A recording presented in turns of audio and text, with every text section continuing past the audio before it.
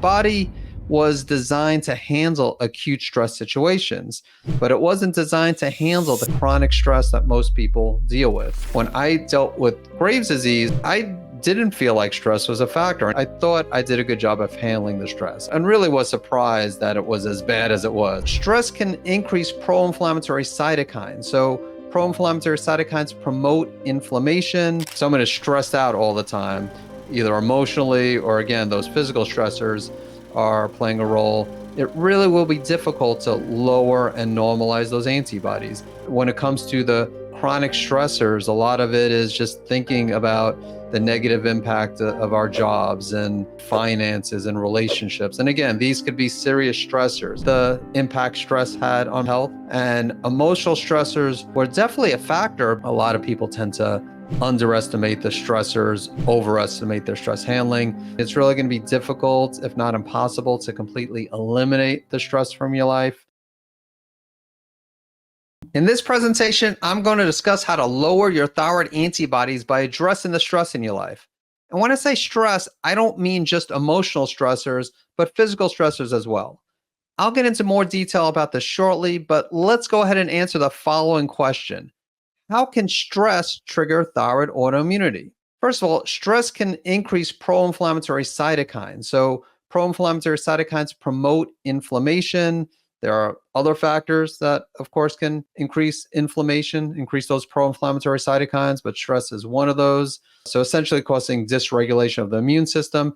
Also, stress can decrease something called secretory IgA. Secretory IgA lines the mucosal surfaces of the body, including the gastrointestinal tract.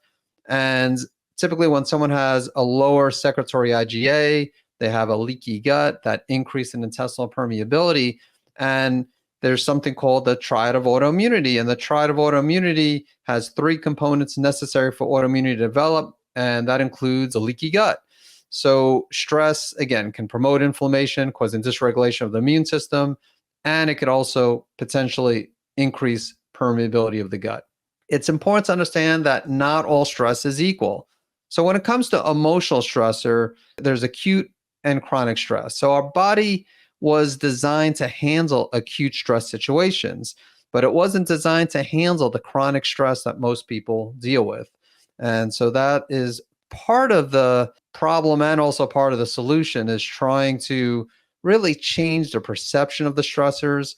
I mean, it's really going to be difficult, if not impossible, to completely eliminate the stress from your life. So I'll definitely talk more about addressing these stressors. But how can you tell if stress is a potential trigger? Now, many people have a good idea that stress is a factor. I mean, when I have an initial patient consultation, whether it's someone who has Graves or Hashimoto's, I have everybody fill out a health history. And I ask everybody to give me an idea of their stress levels and their stress handling. There's actually a scale in the health history form, 1 to 10. So if someone circles 10 for their stress levels, that means that their stress levels are pretty high. And let's say they put a 1 for stress handling, that means stress handling is low. So a lot of people will do that. They might not put a 10 for stress level. Some people will. Some people might put a 7 or 8. But either way, if they put the stress on the higher side, that gives me a good idea that they're aware that stress is a factor. If they put a 1 or a 2, maybe stress isn't a factor, but many times they're underestimating the impact that stress has on their health or overestimating their stress handling ability. So one thing I recommend with just about everybody is to test the adrenals, because by testing adrenals, you can actually see what the cortisol level looks like, the DHEA looks like. These are adrenal hormones. And when I dealt with Graves' disease, or should I say prior to my diagnosis with Graves, I didn't feel like stress was a factor. And even when I finally got the diagnosis of Graves, before I did any type of adrenal testing, I thought I did a good job of handling the stress. I didn't deny that stress wasn't a factor, but I did an adrenal saliva test and really was surprised that it was as bad as it was. I had very low cortisol levels, low DHEA. I had low secretory IgA, so I tested secretory IgA as well. And so testing the adrenals can be helpful to see the pattern that you have, because some people have elevated cortisol levels. Not everybody has depressed cortisol levels. Some people actually have elevated secretory IgA for different reasons. So testing is a good idea. And then when it comes to the different types of testing, I mentioned saliva testing. So that's what I did back in 2008 when I dealt with Graves and I was diagnosed with Graves' disease.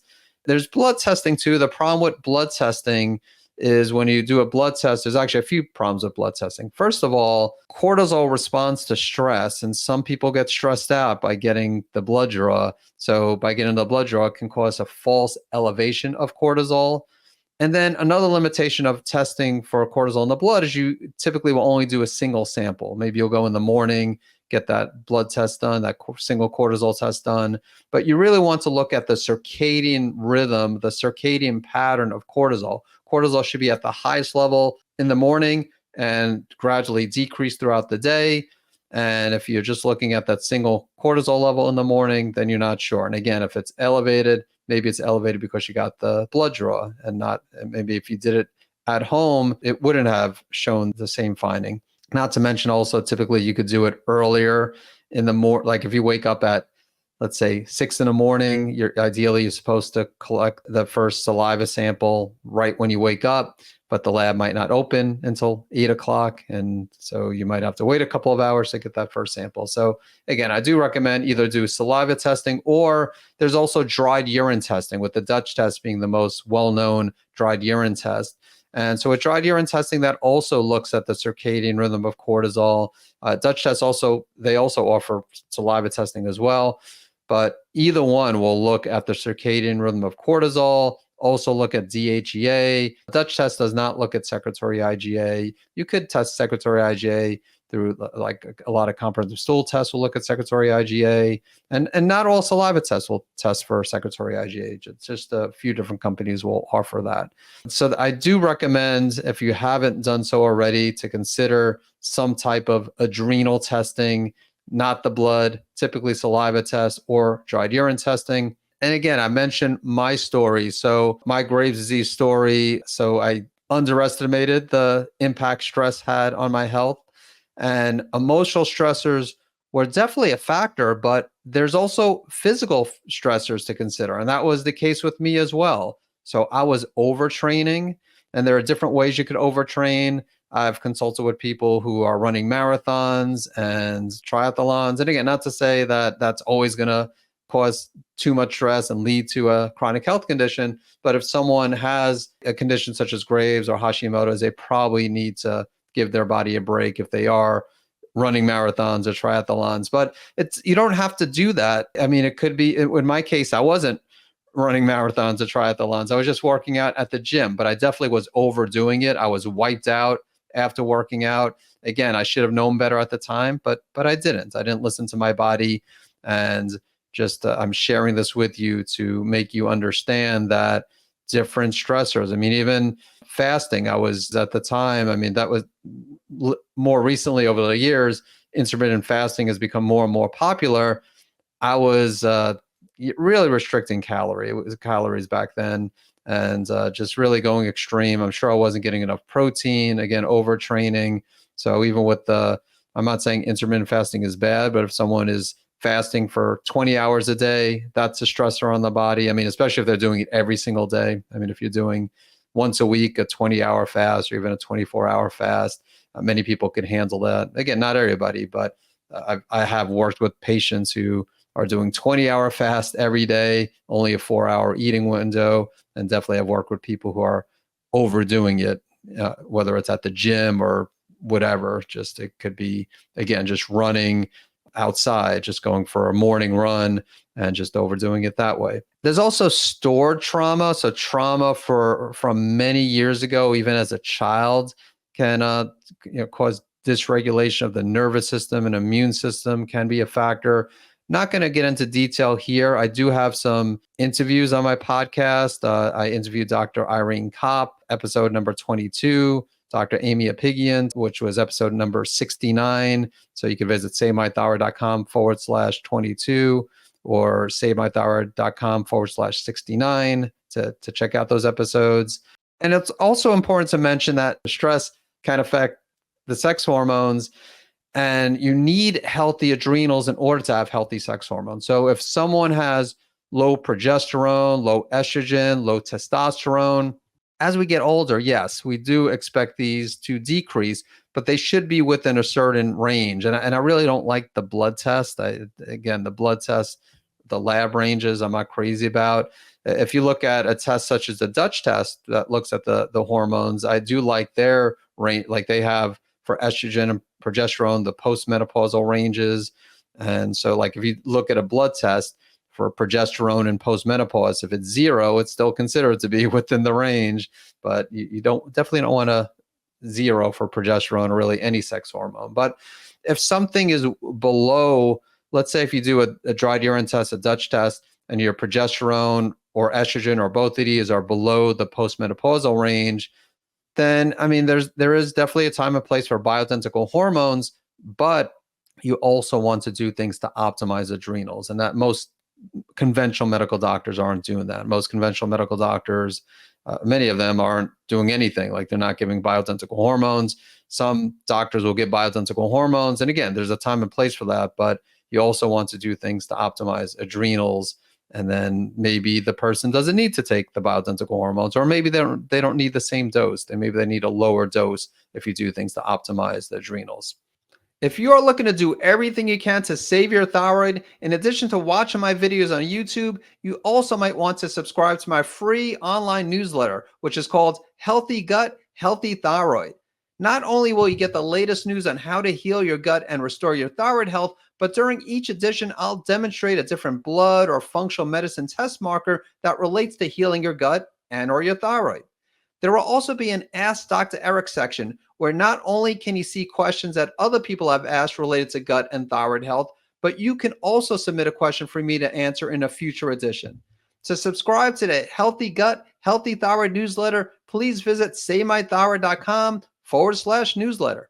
So how can you become a master at handling stress and therefore address this component that could affect the antibodies? Because again, we could say that stress alone in many cases, just like food alone in many cases, isn't the reason why someone has elevated antibodies. And as a result, just doing things to improve stress handling might by itself not normalize the antibodies. But it is important if someone is not, let's put it this way, if someone is stressed out all the time, either emotionally or again, those physical stressors are playing a role, it really will be difficult to lower and normalize those antibodies. So this should be a piece of the puzzle, just like eating well by itself might not normalize your antibodies, but if you eat inflammatory foods, it really will be difficult to lower and normalize antibodies. So same thing with stress. And like I said, you might want to test your adrenals if you think that everything's good. I mean, even if you're retired, maybe some people watching this are retired and they think stress is low. Then again, maybe stress is low, but I mean, everybody has stress. It's obviously different type of stress. If someone is retired, they don't have the stress associated with the job, but there might be other stressors. Again, so every now and then, yeah, there'll be someone whose stress is truly low, and maybe they are also doing a good job of managing stress. But like I said, a lot of people tend to underestimate the stressors, overestimate their stress handling. So when it comes to becoming a master at handling stress, just a reminder, it's the perception of the stressors. So you want to try to do what you can to change the perception.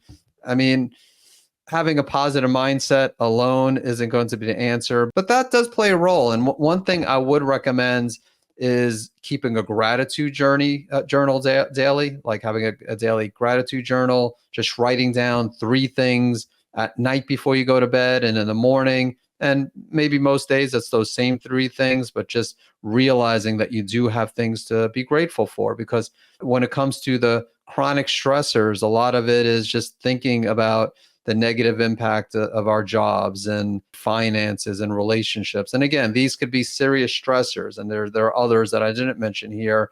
And sometimes there's not a whole lot we can do about these stressors, at least in the short term.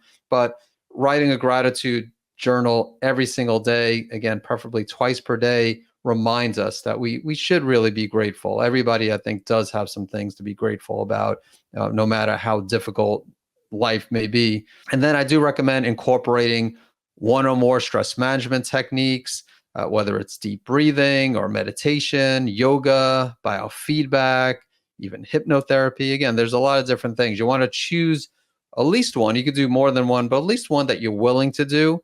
And if you're not doing anything currently, I would recommend, or if you're not doing anything daily, even if you're doing, let's say you're doing yoga 3 days a week, I would say go a step further. I would say block out time every single day and start with 5 minutes per day or even 3 minutes. But let's say 5 minutes per day, because most people could find 5 minutes per day to get into the routine of stress handling, because it's similar to exercise. With exercise, what many people, you need to get into the routine of exercising.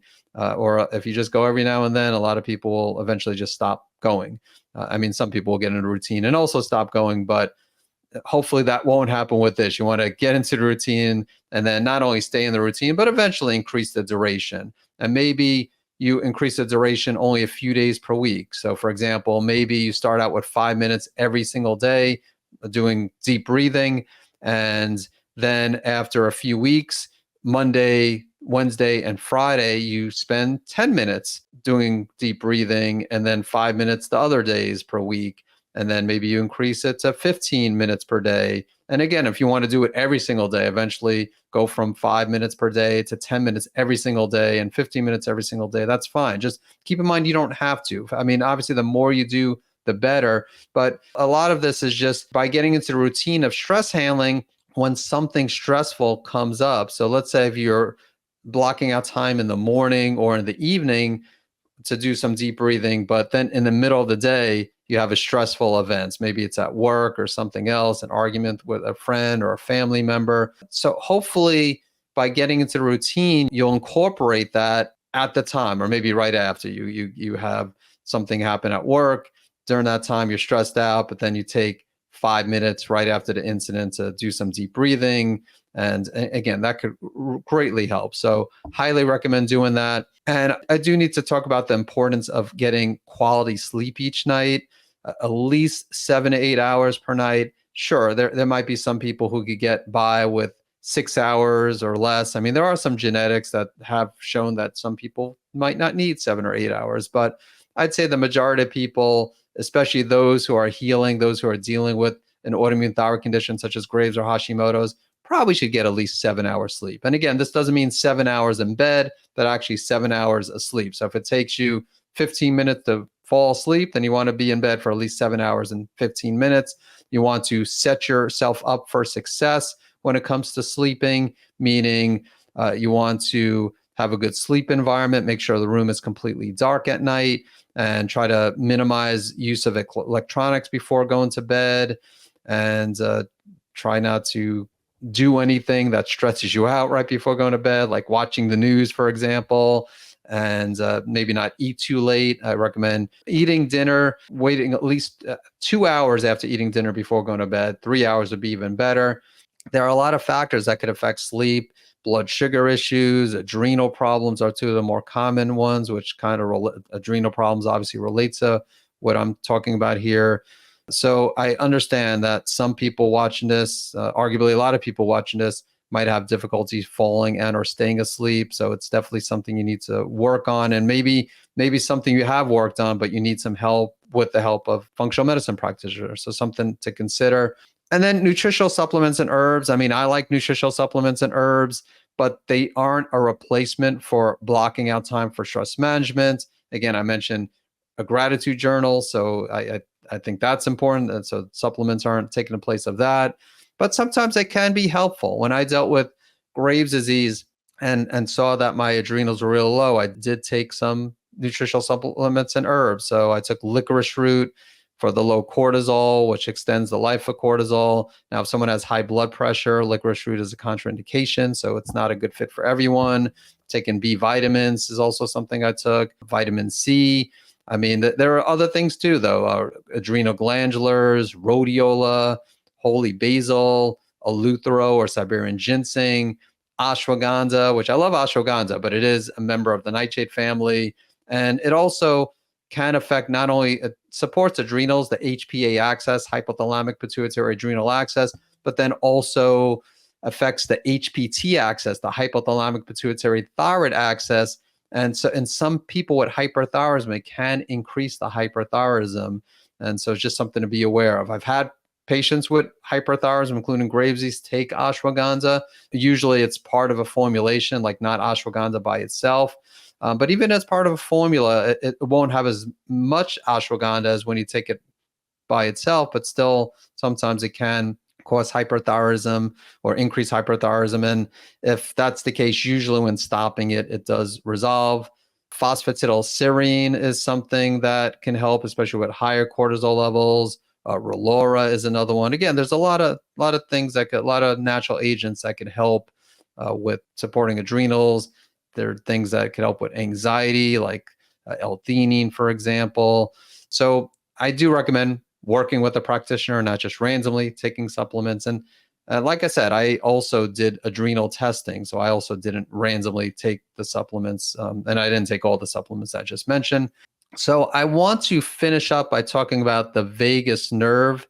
The vagus nerve part of so that you have the parasympathetic nervous system, which is the rest and digest system. And then you have the sympathetic nervous system, the fight or flight system. And most of the time you want you want the parasympathetic nervous system to predominate. And certainly not all the time, but a big way to accomplish this is by doing vagus nerve exercises. And so vigorous gargling is one thing you could do. Singing loud, either in the shower or in your car or somewhere else. Taking cold showers can also help.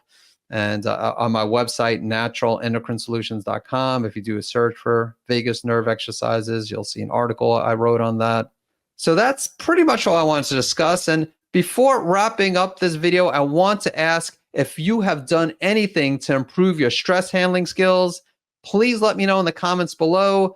And if you want to learn more about how to save your thyroid and regain your health, then I highly recommend to watch one of my free webinars on thyroid health.